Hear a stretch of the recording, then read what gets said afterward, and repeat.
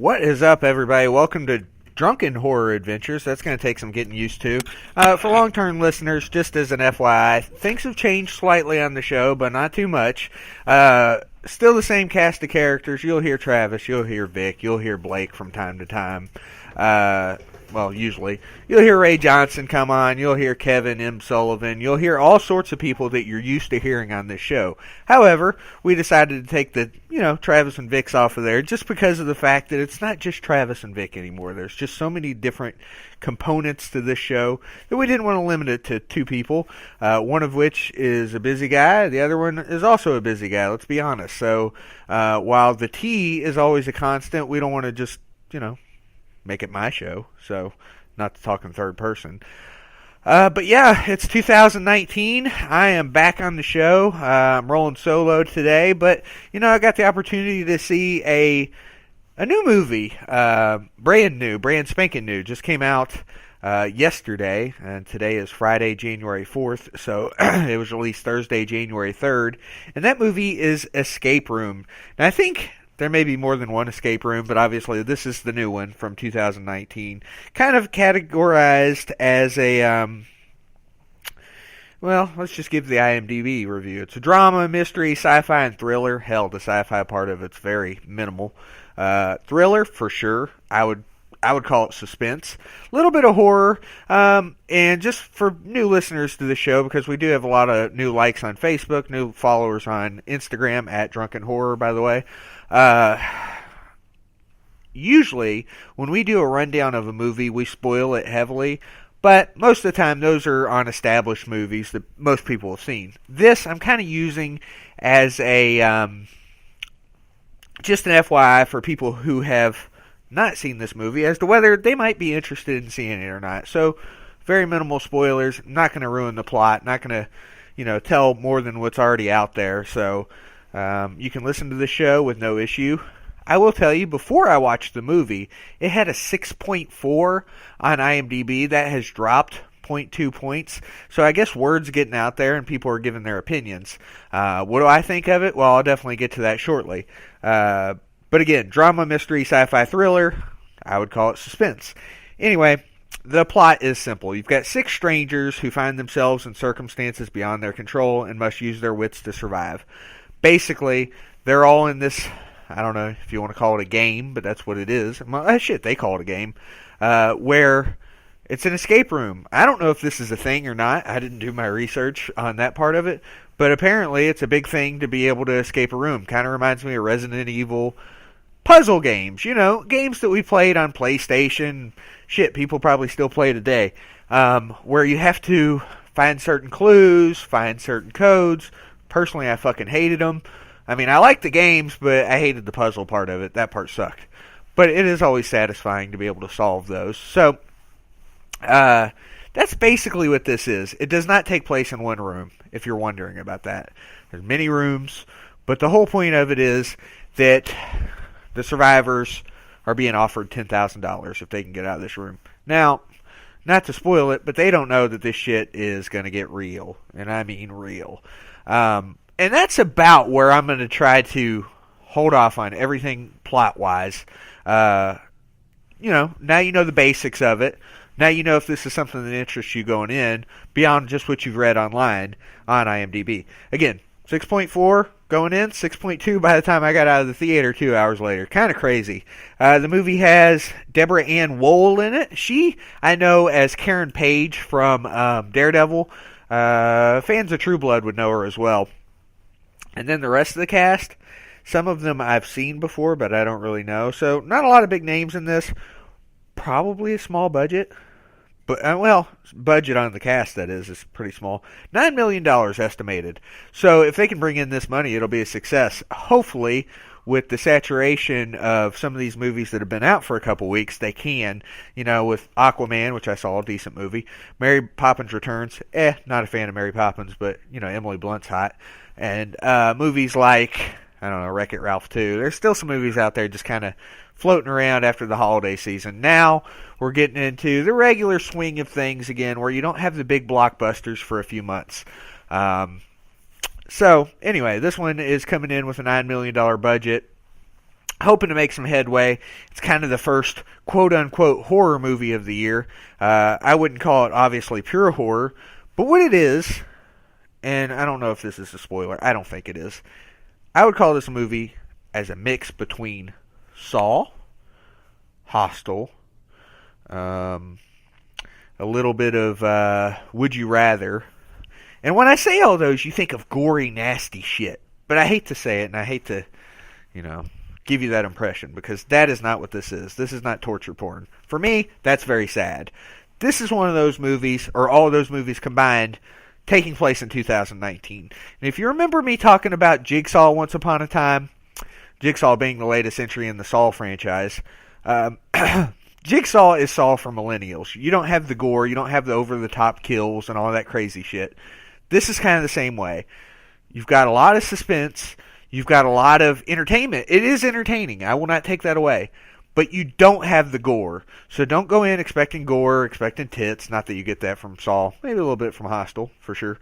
Because Eli Roth's pretty awesome. People don't give him enough credit, in my opinion. But that's neither here nor there. But this is a movie that just is different. It takes place in 2019. It's the type of movie that you could watch on TV and not have a problem. Hell, let me guess. It is, yes, rated PG-13. Not a surprise. So, not an overly long movie either. An hour 40 minutes fucking goes by quick. They have this thing called the Run P app.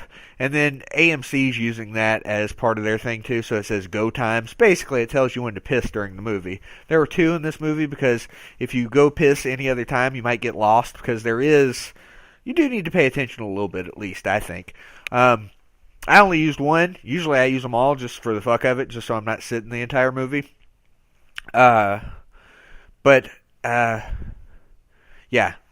don't know. There's just a lot going on in this movie. Not that there's a ton of plot to it. It's a pretty simple plot. And, I guess the question is, at the end of the day, did you like it? Did you not? And I did. I liked it. I thought, it was good. Would I prefer it to be a, balls to the wall, fucking, grind you up, blood everywhere type of movie? Hell yeah. If you could add that stuff to it, it would really, really make me a lot happier than what I got. But for what it was still good. And I think I understand why, movie companies do this. PG-13 appeals to a wider audience. I just feel like with a movie like this, you're not going to get the young fans anyway, unless they're just interested in the genre. But yeah, I mean, fun movie. Definitely entertained throughout the movie. I was not bored. Or there's some questionable choices with plot and things like that. Absolutely.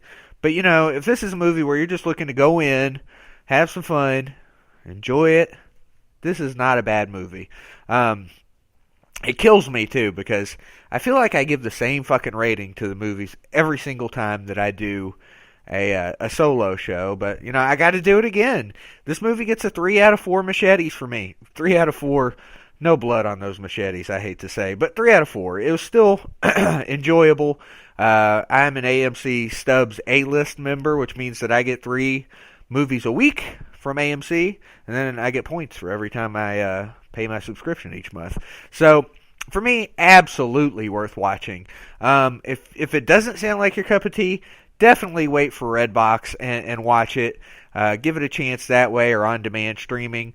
Maybe a $5 Tuesday, definitely worth that. Is it something you need to rush out and see immediately? No.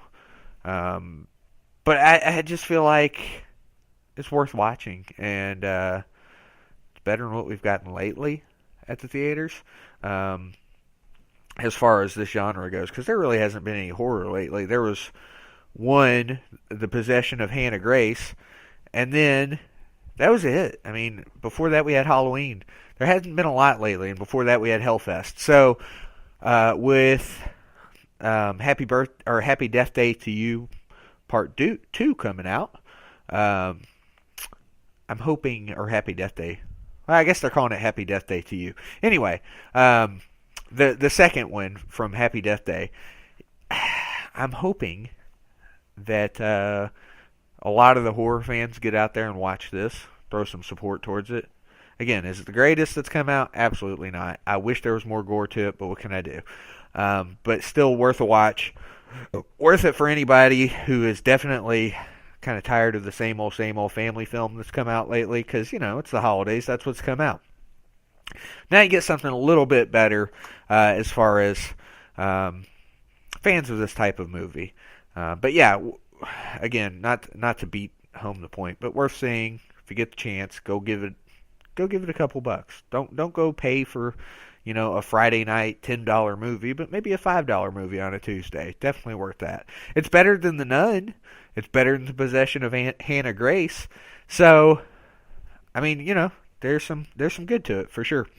That's all I've got this week. I just wanted to throw that out here. We'll be back on January 15th. Ray Johnson, the Chicago history cop from American Ripper on the History Channel, and some other things, obviously. He'll be back. He's our probably most, if you don't count Blake, he's our most used guest because there's so much Chicago true crime. And we talked Gacy with him, H.H. Holmes, and a whole lot of other shit. I could go through it all, but it would just take too long. We've been doing this for years, so that's all I've got. But yeah, January 15th, we'll be back talking about the Chicago Rippers, or the Ripper Crew, whatever you want to call them.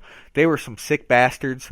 They rank right up there with Albert Fish and Chikatilo for probably the sickest fucks we've ever talked about. So looking forward to that one for sure. Then later on in the month, not sure if it'll be the 22nd or 29th, we're going to be doing 1988, the year in horror, the top 10 horror movies. Me, Vic, Blake, anybody else that wants to get together are going to be ranking their top 10 horror movies from 1988. Should be fun. But again, that's all I've got. We're on Facebook. Hell, I don't even know what our URL is now on Facebook, but you can just look up Drunken Horror Adventures and you'll find us. We're at Drunken Horror.